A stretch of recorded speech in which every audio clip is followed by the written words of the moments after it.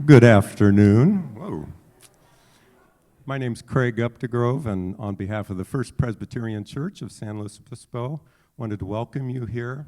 We're delighted to have you and offer this concert series to you in this great venue and presenting world-class jazz while uplifting your spirit and nourishing your soul.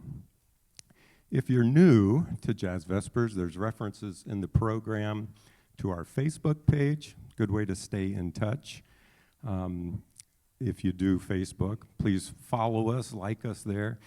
There's also a reference in the program to a YouTube playlist where you can see videos that we've done over the last 10 years here. The format for today is going to be 2 sets of music with a short message in between, today delivered by yours truly. That's, I think, the second time I've done this in 10 years. So after the concert, please join us for a reception. Just go out the back and curl around to the right. We'll have wine and cheese and cookies and crackers and fruit and good conversation. The band will be over there as well, so you can talk to them. And we would appreciate it if you would let them get settled here and then talk to them over there. As always, thank you so much for your donations. We don't do any set amount for your admission here, but these concerts are totally funded by your donations. And conversely, anything you donate in there goes directly to the Jazz Vespers program. So even if you want to write a check to the First Presbyterian Church, it'll go just to this program. Next up, you'll be interested to know on June 8th, we're going to have the Jamal Baptiste Quartet. Jamal is the new director of jazz studies at Cal Poly. He started this year. Wonderful pianist. He'll be here with his quartet, which will include his wife, Anna Nelson, excellent saxophonist, and our favorite bass and drums, Dylan Johnson and Daryl Voss. So that'll be June 8th. So take your programs home, make a note of that date. We don't have an email list, so putting it down now is a good way to remember that. So you might see it in New Times or hear about it on KCPX, but otherwise it's up to you to keep coming back. Today, we're extremely fortunate to be able to present a rare listening opportunity to you. Edward Kennedy Ellington, known by his nickname Duke, composed over 1,000 compositions, but he considered the music we're about to hear his most important. He wrote a series of 3 sacred concerts, the first in 1965 for the opening year of the Grace Cathedral in San Francisco. The second one was in 1968 and was at the Cathedral of St. John the Divine in Harlem, that huge space that was overflowing with, there were people outside listening. And then the last concert in 1974 in Westminster Abbey. Duke was actually died within 6 months after that third sacred concert. So we're not exactly competing with Grace Cathedral and St. John the Divine, Westminster Abbey, but this is not a shabby ambiance either. So I was contacted some time ago by our drummer today, Gary Newmark, who raised the idea of doing this very concert and kind of getting back to the roots of the Jazz Vespers idea, namely jazz in the church. And he mentioned that the leader of the group today, Rick Heltzer, had done a similar program when he was on the faculty of San Diego State University. So you're not going to hear Take the A Train or Satin Doll today, but you're going to hear Ellington that you've probably never heard before. So just a huge thanks to these musicians for taking time to prepare these pieces. They're not ones you're going to hear in the local club or anywhere else. But so coming to us today from Fresno, please welcome the Rick Heltzer Quartet with vocalist Joyce Brewer. First and foremost, I want to thank you all for being here today. I'd like to introduce the band. On my far right, John Lauffenburger on the bass.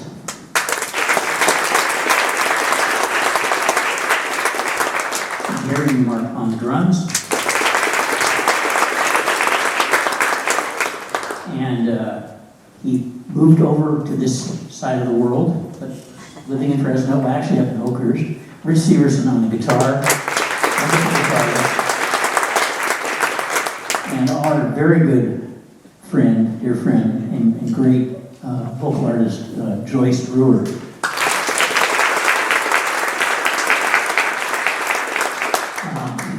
Now, of course, there was something that Duke Ellington, there was actually a really nice recording of the second sacred concert, a live recording that was actually done in Spain. They're very hard, those recordings are very hard to come by, and I was very fortunate. I found one from a European record distribution company, and it took about a month, a little over a month to get here.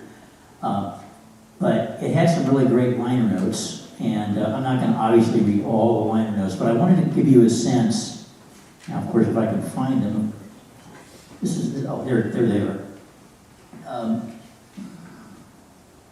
Duke had very strong spiritual commitments and beliefs. So I'm going to read a couple of paragraphs from the liner notes, his own words, regarding this music. I think of myself as a messenger, one who tries to bring messages to people. Not people who have never heard of God, but those who were more or less raised with the guidance of the church. Now and then, we encounter people who say they do not believe. I hate to say that they are out-and-out liars, but I believe they think it fashionable to speak like that, having been brainwashed by someone beneath them, by someone with a complex who enjoys bringing them to their knees in the worship of the non-existence of God. They snicker in the dark as they tremble with fright. It has been said that what we do is to deliver lyrical sermons, fire and brimstone sermonettes, and reminders of the fact that we live in the promised land of milk and honey, where we have prime beef and 80% butterfat ice cream. I'm sure we appreciate the blessings we enjoy in this country, but it wouldn't hurt if everyone expressed his appreciation more often. Duke was a real gentleman. He toured the world with his orchestra, and if you haven't read it, his autobiography, Music is My Mistress, is a great read. It's not only his autobiography, it's like a tour guide of all the places that he went. I mean, I don't think there are very many places that he didn't go with his orchestra during the course of his career.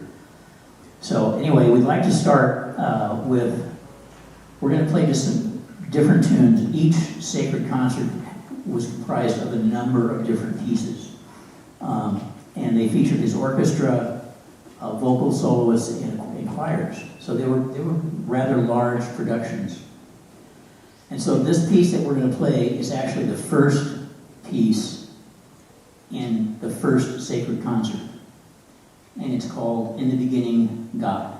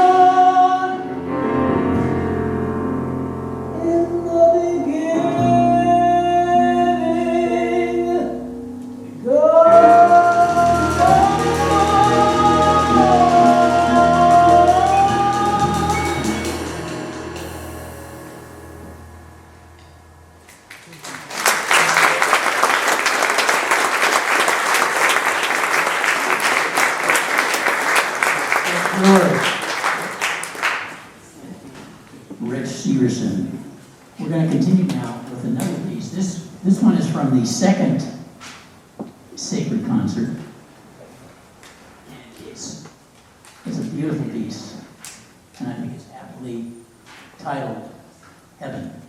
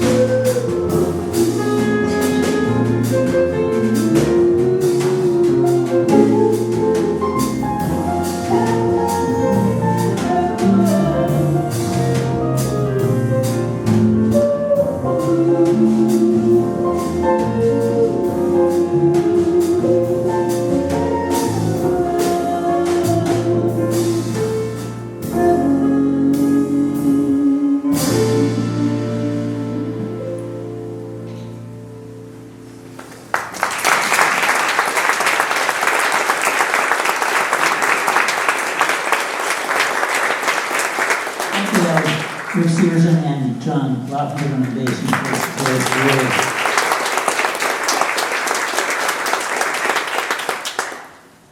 Now, the next one we're going to play is from the first sacred concert, and it's called Tell Me It's the Truth. And this has definitely got a wonderful black gospel vibe, and it's really, really enjoyable to play this.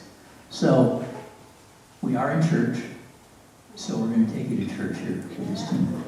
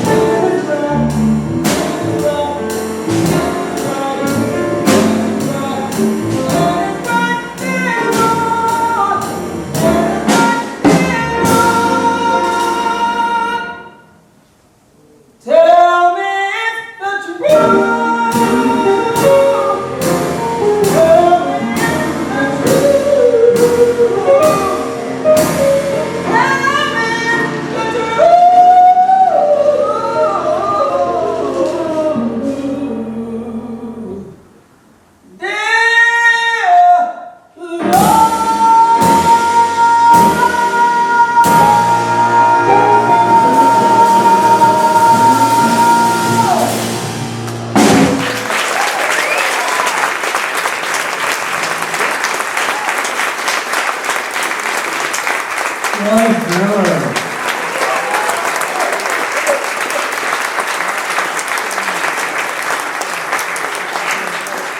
We're going to give Joyce a minute off here. Now, I have to make a confession.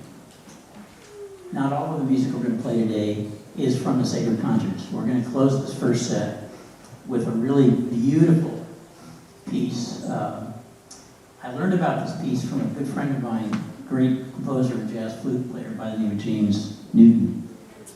And it's called Fleurette Africaine.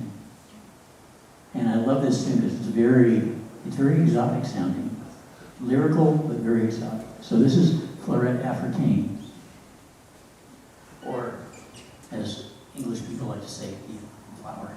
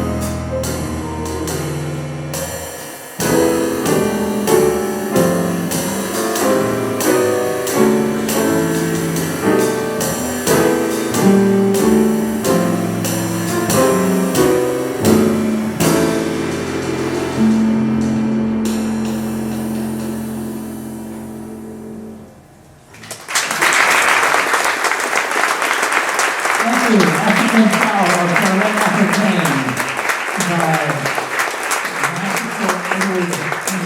We're going to turn it over now back to Craig for a short teaching and then for the break, but we've got more music for you. So, Craig, you can hit it over. A scheduling issue came up last week on who was going to do this homily. And then it dawned on me that I could do it myself and maybe provide a little more context to today's concert. I was able to read from some of the books that I have about Duke Ellington, and I confess I also used an artificial intelligence program to get some ideas. So, what you're going to hear, it's like a jazz quartet where one player is secretly a robot. So we'll see if you can spot where the human riffs start and the artificial intelligence ends.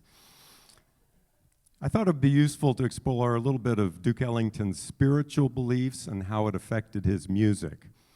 Ellington was born in 1899 in Washington, D.C., to a middle-class African-American family. His mother was a devout Methodist, and she instilled in him a deep sense of spiritual awareness and moral responsibility. Duke was well known in his adult life for his eloquence and charisma, and he was even smooth and sophisticated at an early age, which led his childhood peers to come up with his nickname, Duke. He wasn't a traditionally religious man in any conventional sense, but his spirituality ran deep. Unlike many of his contemporaries who found solace in organized religion, he developed a more personal and diverse approach to spirituality. He believed in a universal divine presence that transcended denominational boundaries. A turning point in Ellington's spiritual music journey came in the 1960s with these sacred music concerts. The first one in 1965 at Grace Cathedral in San Francisco was a revolutionary statement that challenged the boundaries between secular and sacred music and brought jazz into the church. He wanted to create a spiritual experience that merged jazz, classical composition, and theological reflection. He described it as an attempt to communicate the healing force of the spiritual through music, and that musically he could, quote, now say openly what I've been saying to myself on my knees. The sacred concerts got mixed critical reviews, but Ellington was very proud of them. And he performed this music many times, over 50 times for the first sacred concert series alone. He saw these compositions as a calling and said it was not a matter of career, but in response to a growing understanding of my own vocation, namely to be a messenger to people who were raised in the church, basically to be more thankful and to be guided by love. One of the compositions had lyrics, God is a 3-letter word for love, and then it goes on, love is a 4-letter word for God. Ellington's spirituality was also deeply connected to his understanding of human dignity and social justice.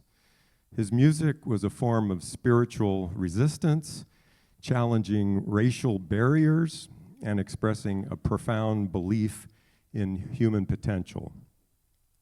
Some of his works, like probably his best known on the concert today, which you will be hearing come Sunday, speaks to the African-American experience, intertwining musical expression with a deep sense of spiritual resilience. The piece moves from moments of profound sorrow to triumphant celebration. Many of his musical compositions were spiritual statements about identity, struggle, redemption, and hope. Ellington once said, God listens to our music. which reflected his fundamental belief that music could be a form of spiritual communication. He incorporated elements from various religious traditions, including Christian hymns, African rhythms, and a sense of transcendence that went beyond any single religious doctrine. His second and third sacred concerts became increasingly bold in their spiritual exploration.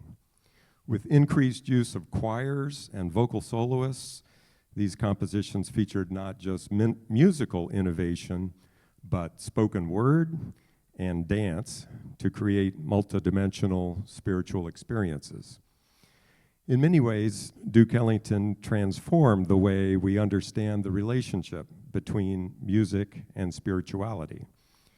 He showed us that spiritual expression is not confined to churches or temples, but can live in the improvisational spirit of jazz and in the complex harmonies that speak to our deepest human experiences. Although Duke Ellington wrote over 1,000 compositions, won a Pulitzer Prize, is considered the greatest composer in jazz history, and one of the greatest composers of American music of any kind, and was one of America's best ambassadors to the world. Another important part of his legacy was bringing the Cotton Club to church and seeing music as a sacred act of creation and a bridge between the earthly and the divine. Duke Ellington didn't just play music, he composed spiritual landscapes that continue to inspire and challenge us. Thank you for coming and supporting this concert series, and thanks so much again to these wonderful musicians who took the time to prepare this and for sharing this great music with us. So please welcome back Rick Heltzer Quartet with Joyce Brewer. That was a false alarm. I should have told Craig that I forgot to tell him that. I'm going to do another piece. This piece is, I believe, is from the second sacred concert, and Duke wrote this as a solo piano piece. And I've always loved this particular composition, and as he mentioned earlier, I was involved with some San Diego musicians and another wonderful vocalist friend of mine in presenting a lot of this music back in San Diego back in the late 80s and early 90s. And so I came back to this piece, and I have to confess I'm a jazz musician. So what that means as it relates to this piece is that, of course, I'm not going to play it exactly the way he wrote it. I don't think he'd mind, though. Anyway, this is called Meditation.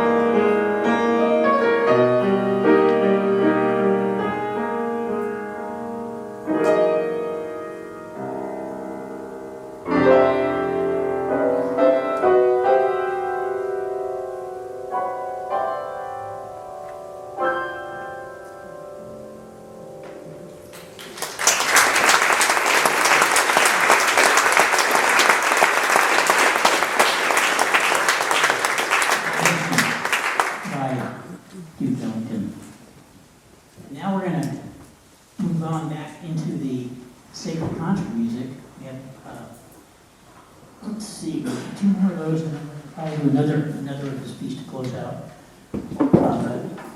Right now, we're going to do a really cool tune. It's called Almighty God.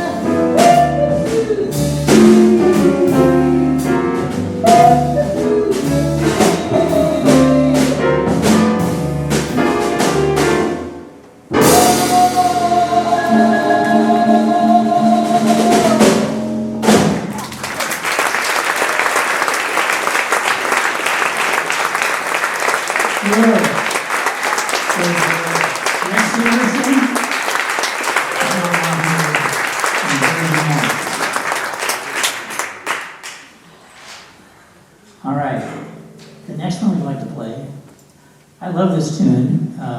This one, when we started talking about doing this, funny thing, the vocalist that I did this music with back in San Diego so many years ago, good friend of mine, and she was gracious enough to, she had actually had piano books of this music, which, you know, I've looked for and I can't find them. They're probably gone long time, but she photocopied a lot of this stuff for me. And this next piece that we're going to play, guess what? It wasn't in what I got from her. I couldn't find it. And I was like, oh, you know, so I'm, you know, doing the computer nonsense and not getting anywhere. So I called her and said, do you have any of that music left? And she says, no.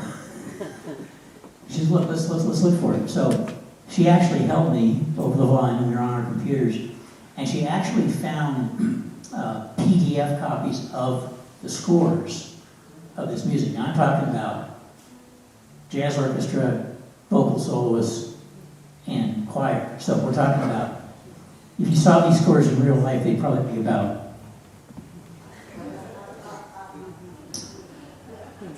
so I managed to extract this arrangement out of that large jazz ensemble score. Now I'm going to tell you right now,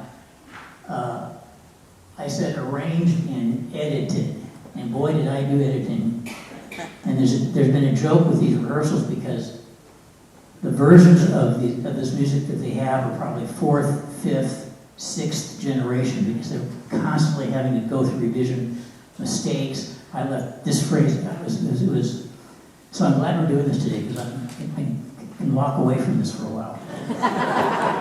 But we do have plans to do it next year in Fresno through our Jazz Support and Education Society, Jazz Fresno. We're going to do it in June of not this year, next year, and do some more of it. I bet you didn't know that, did you, Joyce?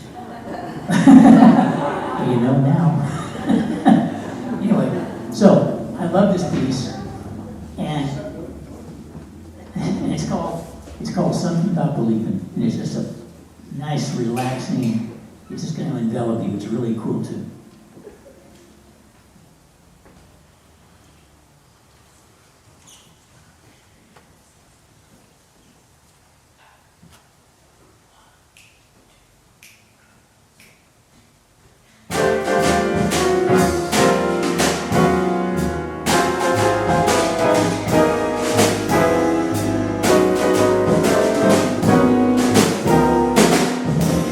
Something about you that keeps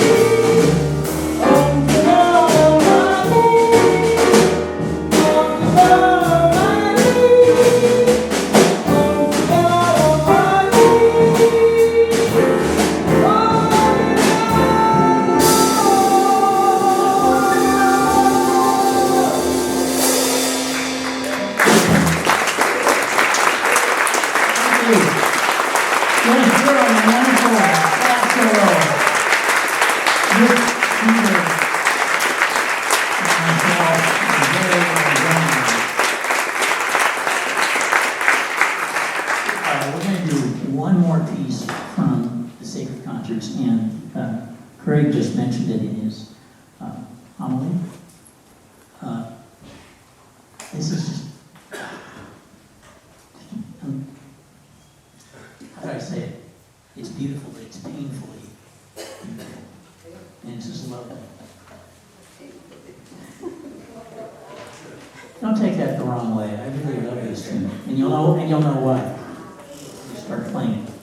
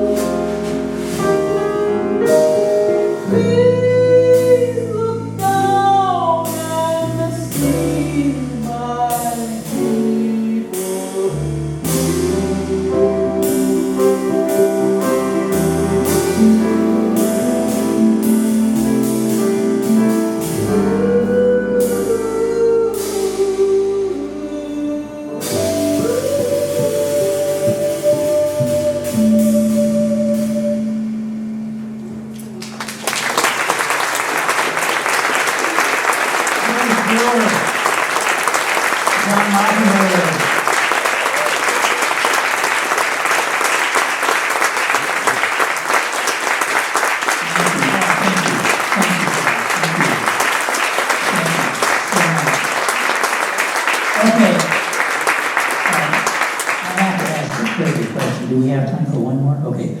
All right. We're gonna go away from the sacred concerts for this last one. But this is another famous composition of Duke's. And it's blues. It's a great blues melody. It's got a really interesting title. And I added some commentary to the end of the title because we were talking about it in our rehearsal. And Gary said, "Oh man, it's a beautiful ballad, and now we're going to do this other tune, and it's the sacred concerts, and the title is kind of different." I said, and he says, "Yeah, things ain't what they used to be." So this is what I wrote myself a note on my program areas. So these are my 2 cents. Things ain't what they used to be, and what I added was God, however, was, is, and eternally unchanging. Amen. All right. Amen.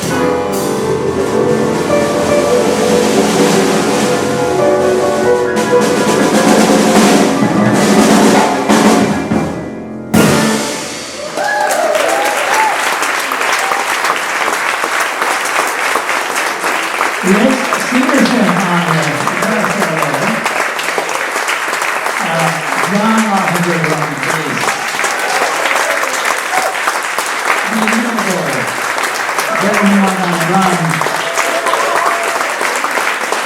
And the beautiful and wonderful Joyce Brewer. Thank you. You've been such an incredibly wonderful audience. We really appreciate it.